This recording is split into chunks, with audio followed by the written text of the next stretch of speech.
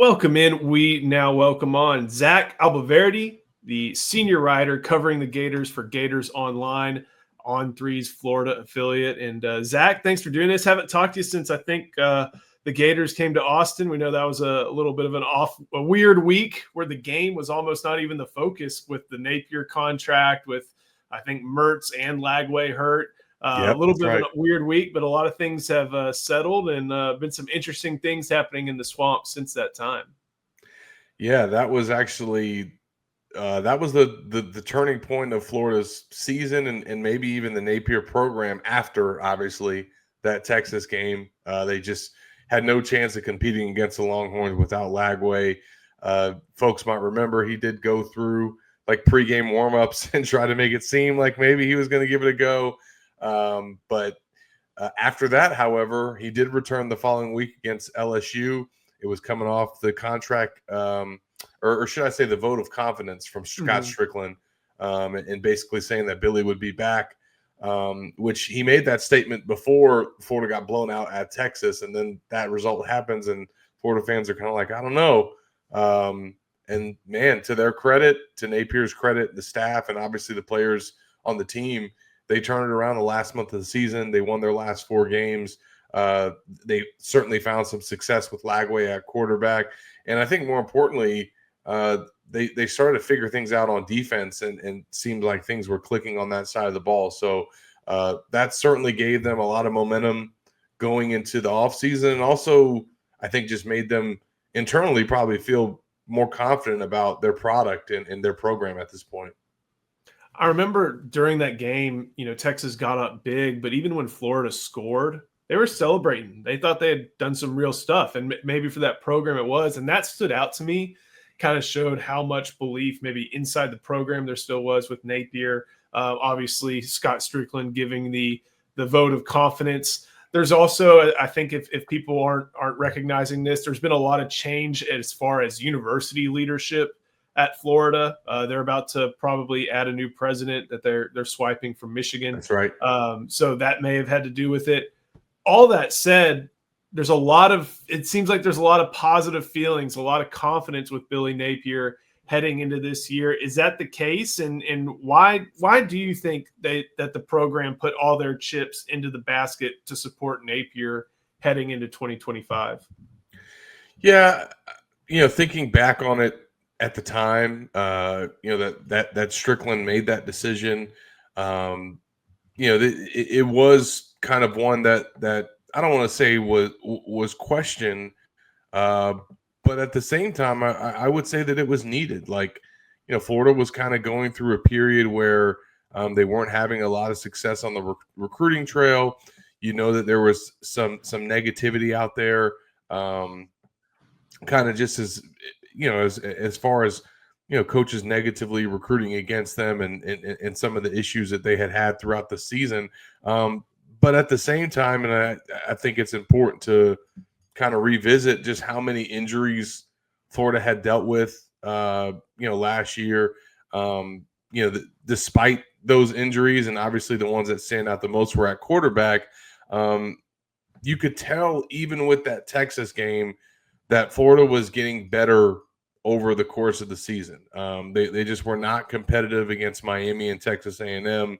But after that, they started to put together some performances and find some things that gave, I think, promise for the future, and obviously was kind of a sign of things to come with the way that the season ended. To be honest, we'll get into this probably a little bit more, but one of the big reasons I think why the administration felt like they wanted to stick with Napier and they saw better days ahead was because of where the roster was at in terms of a retention standpoint and a talent standpoint.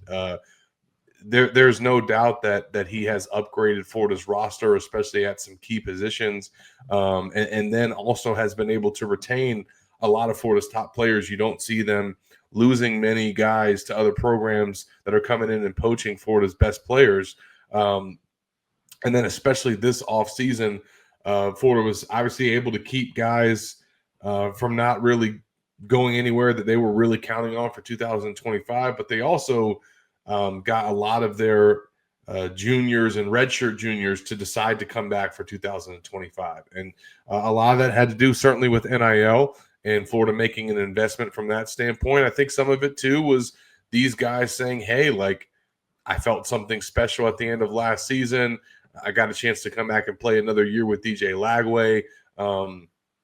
We can kind of build on some of the success that we've had and try to make a run in 2025. You know, that's guys like Jake Slaughter, Austin Barber, Tyreek Sapp. All these guys could have turned pro and decided to come back. And Caleb Banks as well. He's probably the one that I should mention first in that category. So, and I think the administration probably recognized that that's where things were trending in terms of where the talent was at and then how much of it would be coming back. And the third and probably final point, I remember writing about it, was just the cost of a coaching change. Like it would have been very expensive for Florida to go out there and try to make a change there, pay out the rest of Florida's assistant coach salaries, and then go out there and then try to find another coach and potentially have to pay a buyout for him.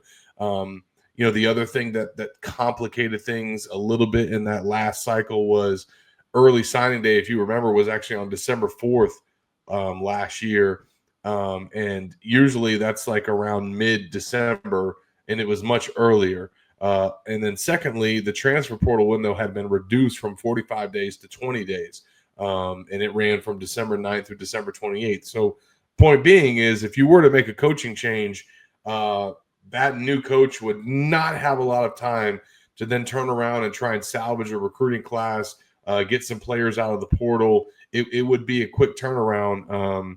And I think all those factors led into Florida deciding to move forward with Billy. And again, those last 4 weeks ended up, you know, at least for the short term, it proved their decision right. I don't think we can talk about this year's team without just starting at the quarterback position. DJ Lagway, Willis, Texas, north of the Houston area. I think I remember talking with you about whenever Florida came to play Texas A&M in 2023, I think it was. You were trying to get some recommendations from us about where to go, flying into Houston, getting to College Station, going to see Lagway. It's a little bit of a journey, I bet, but still Lagway, super promising freshman season, the type of player that Florida looks at, says we are building our program around this guy, has had some injury concerns throughout this portion of the calendar year in 2025. What's kind of the latest with his health, and then just how high are the expectations for Lagway? Yeah, he's you know, really the reason for some of the belief, I think, internally at Florida, and then certainly nationally, some of the recognition that Florida's been getting in preseason rankings and just some of these lists and previews that are coming out from different publications that view Florida as, you know, not just a preseason top 15 team, but maybe a team that can compete in the SEC and certainly be a college football playoff contender. And it does start with Lagway. You know, he is, I think, seeing all these different lists, most have him as one of the best quarterbacks in the country heading into the season.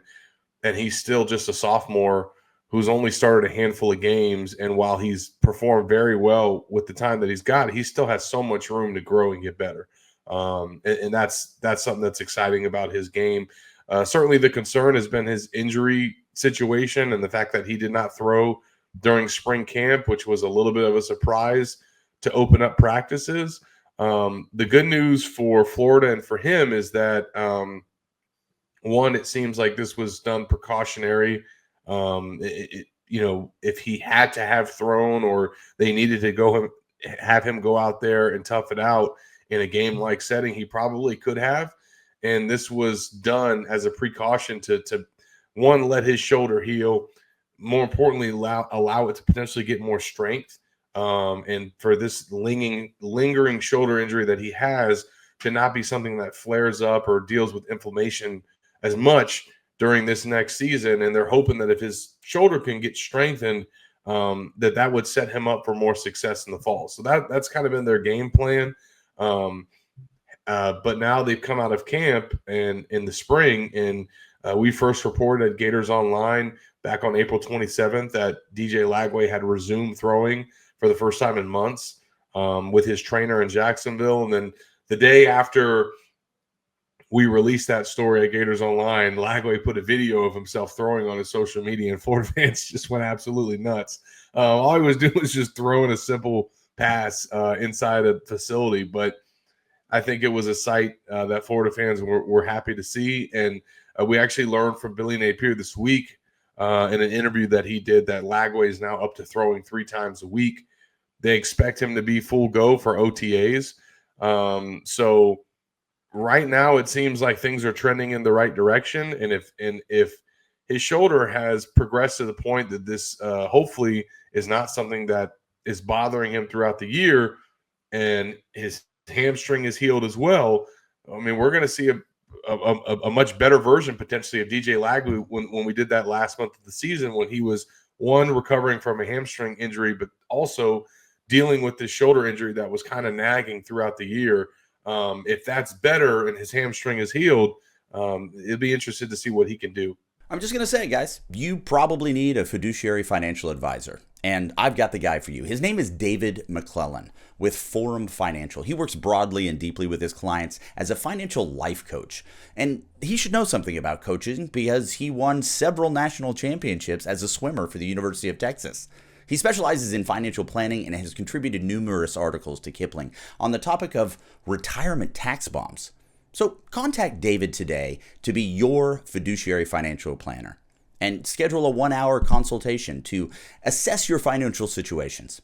The free consultation is available, so just give him a call. The number is 312-933-8823. That's 312-933-8823. His email is also in the description below. Look over on the defensive side of the ball real quick. Last year, Napier brought in Ron Roberts. There's Robert Bala. There's Vinny Sunseri. Played good defense at times, kind of got lit up at times, especially when you look at Cam Ward in that game, yeah. But who didn't Cam Ward light up? So now with those three there being the defensive brain trust, how's that group going to be better this upcoming season? Yeah, I think first of all, if they could be healthier, that's one way that they're going to get better. They just were a banged up unit that just continued to get banged up as the season played out. They were still banged up this spring. The defense that we saw out there in the orange and blue game was not the defense that'll be out there in full force this fall. So, that's number one. I think number two, they have figured out a lot of things defensively in terms of how they want things to operate with Ron Roberts in terms of what he does on game days, what his role is within the defense. Last year he was the play caller and the defensive coordinator, but he was also a position coach, at least to start the year, and was still kind of working his way through what his day-to-day looked like and where he wanted to be on game days. Now he is a walk-around defensive coordinator. He's not assigned to a specific position. He gets to put more time into game planning, play calling, and just overseeing the defense. I think the biggest note, I wrote about it several times throughout the season last year, and I think it's worth repeating, is just him being on the field versus in the box. That was the biggest difference, or one of the biggest differences to me in the improvement in Florida's defense and the way things were called. As we all know, and certainly the Florida fans listening and any Texas listeners that remember those 2 losses for the Gators early in the year, it did not go well against Miami, like you mentioned, Joe, and it did not go well against Texas A&M. Ron Roberts was on the field for both of those games, calling the plays from the sidelines. And as he told me, just trying to get used to Florida's setup, how they communicate things amongst coaches, how they work players through substitution packages. He just wanted to be down there on the field as they were running through all this for the first few times. Well, Mississippi State week, he went up in the press box or the coach's box and had his eyes in the sky and called plays from up in the box the rest of the season. He told me that he much more prefers doing it that way. And to me, I can see why, because it looked like he called a much, much better games when he was up there with that perspective. So I think now that they kind of have that figured out, they know what they want him doing. They know how they want to work things in terms of who's relaying calls from the sideline, or excuse me, from the coach's box down to the sideline. I think having Robert Balla now step in as a guy that has some experience with Ron Roberts, they have a little bit of relationship and football background. I think they're going to work really well together, as he's like in a co-DC role with Vinny Sunseri. I'm not exactly sure how that works in terms of, like, I know who's going to be calling the plays. It's going to be Ron Roberts, but like, what do those co-DC roles and responsibilities look like for Balla and Sunseri? Is one of them potentially getting groomed to replace Roberts at some point if he retires in the future? Because to me, I thought that's what they were doing with Austin Armstrong. So I would imagine that something like that is going to be set up. But this is going to be Ron Roberts' defense. He is going to be calling the plays, and he's going to be calling the plays from the box. And if he's got a healthier unit, I think that's how Florida can get better this year. Along those lines, Billy Napier's still going to be calling plays on offense. That means he's delegating more on the defense to guys like Roberts and Balla and Sunseri. But how has Napier, I guess, maybe evolved to, like Steve Sarkisian, still call plays, still oversee everything, and still try to put this program in as best a position for success as possible? Yeah, he's just talked about trying to take things off of his plate so that he can focus on what he likes to do the most, and that's call plays. And I think in the past, he's juggled a lot of different responsibilities at Florida in terms of recruiting, NIL, roster management, NIL dealings, fundraising. Before Florida had a front office and a GM and things set up the way that they did, I think that he probably took on a lot more and just had a lot more on his plate. A lot of that load has been lessened. And I think that that's been done so that he can focus on play calling. And I think from a coaching standpoint, two guys that have helped alleviate that for him have been Russ Callaway and Ryan O'Hara. Russ Callaway has continued to get promoted each and every year at Florida. And this past offseason, he got promoted to offensive coordinator. And while he isn't necessarily the full-time play caller, he is involved in the play calling, in the game planning. He runs the unit meetings. He's running things at practice. He's basically doing everything that an offensive coordinator does except 100% call all of the plays. And his increased role and involvement is also something that has freed Billy up more. And then the other thing is that Billy, in addition to being head coach, offensive coordinator, he was also basically served as the quarterback coach. Now, he had Ryan O'Hara with him, and he's been in his room. He's been with him at practice, and he's been with him since Louisiana, but he was an analyst.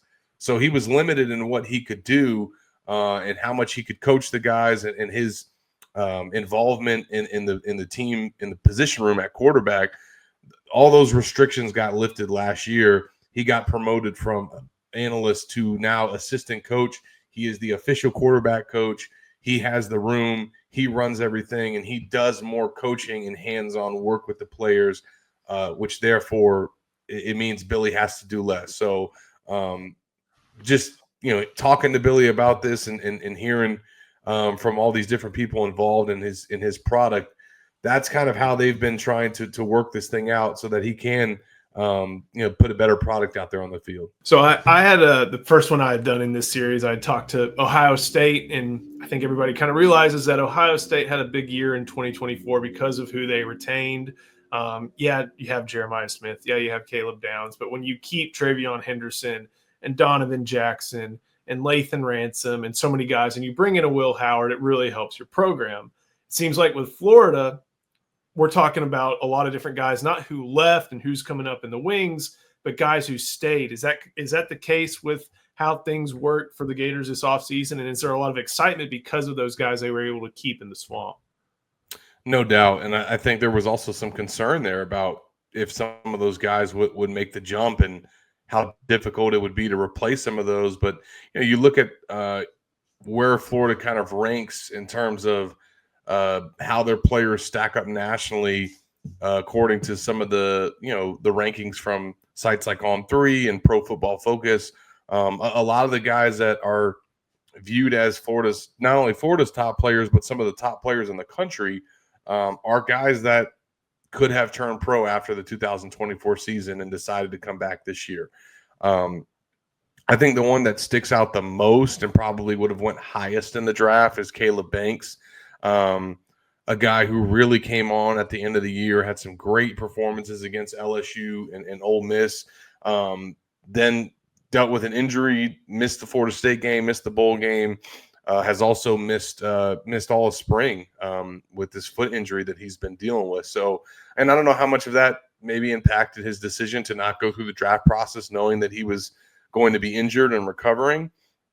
But he's certainly someone that would have been drafted, probably would have been the first underclassman drafted for the Gators. I know Shamar James came out early. I think Caleb Banks would have been drafted before him in the 5th round. And then certainly Jake Slaughter, Florida's first team All-American at center, 100% could have came out. I'm interested to see how much he can improve his stock this coming year, because I don't know what else he could have done other than just, obviously having a whole full another year of tape in the SEC, playing at the level that he does is probably only going to help his chances. But I'm a little surprised, honestly, like knowing him, it doesn't surprise me because he's, from Ocala, he's a local kid. Didn't really have, it seemed like, a desire to go and jump to the NFL, but just given how well he played and some of the feedback that he was getting as a center at the next level, I thought that he might make the jump. And talking to him at the bowl game site, like, it didn't even seem like he considered turning pro, despite how well he played last season. I think Austin Barber, Florida starting left tackle, certainly considered it a lot more than Slaughter did. And of all these guys, Barber was probably the one that was closest to coming out early. But just wanting to come back for his senior year, wanting to be one of 4 offensive linemen returning in the starting lineup with DJ Lagway, with some of the other pieces that they got, Eugene Wilson, Jaden Ball. I just think he wanted to come back and try and make a run with this team, as did Tyreek Sapp. He would be the 4th guy that could have came out early, and he led the Gators in sacks, led them in tackles for loss. If you follow the PFF grades, he had a 90, I think 90.4 PFF grade, or maybe it was just 90 last season, which they don't hand out grades that high. PFF doesn't. And that was his grade for the entire year.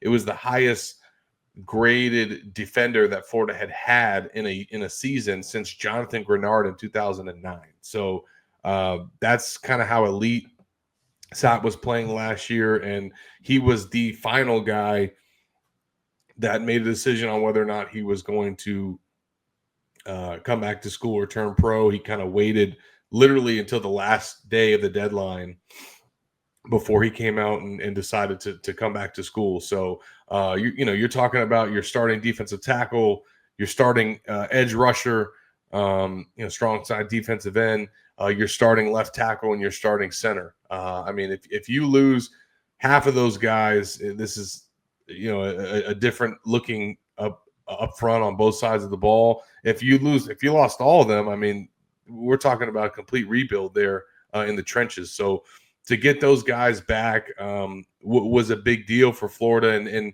I'll be honest, I don't know if Florida doesn't close the season the way that they did and have so much momentum for 2025, maybe another one of these guys decide to just give the NFL a shot. I think there was so much draw and appeal to come back to Florida. These guys did get compensated from an NIL standpoint as well, and they all got raises to come back. So that hurt, or that didn't hurt. But for Florida to have those guys to be able to count on this season is a big deal.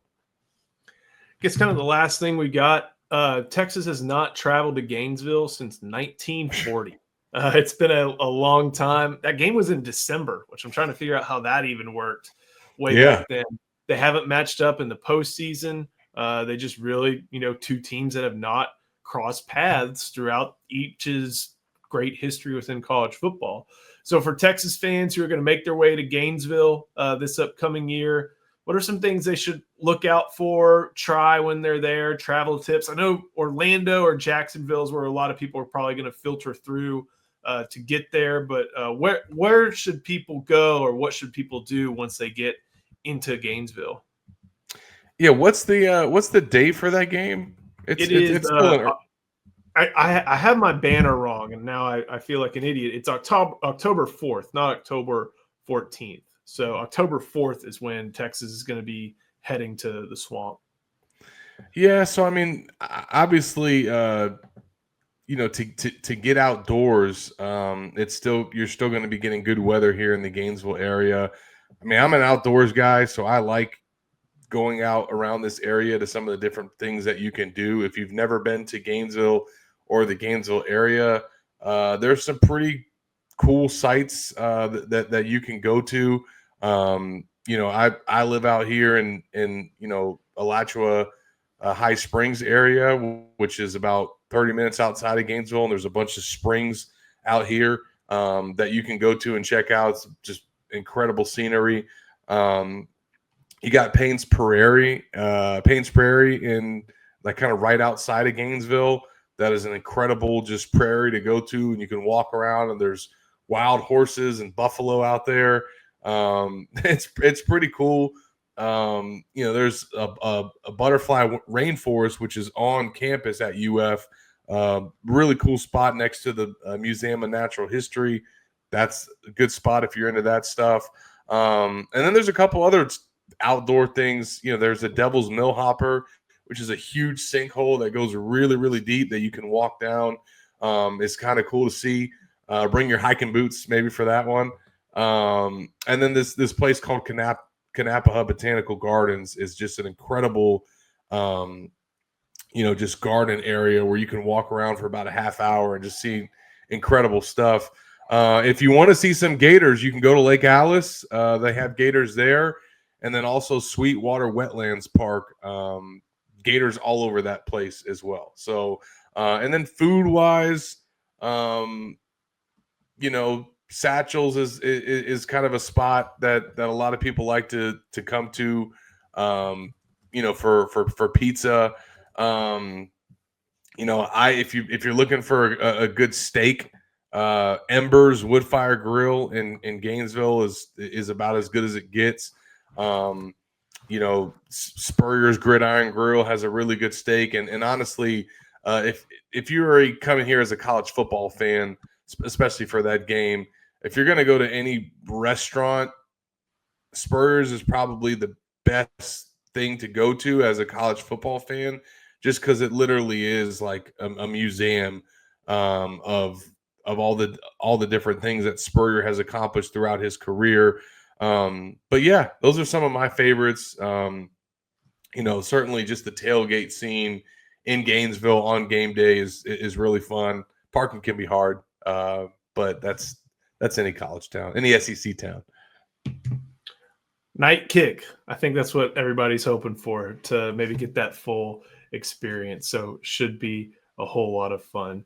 Zach, thank you so much. This is awesome. Looking forward to making that trip. Looking forward to seeing the University of Florida and watching the whole Lagway experience. It should be a lot of fun this year.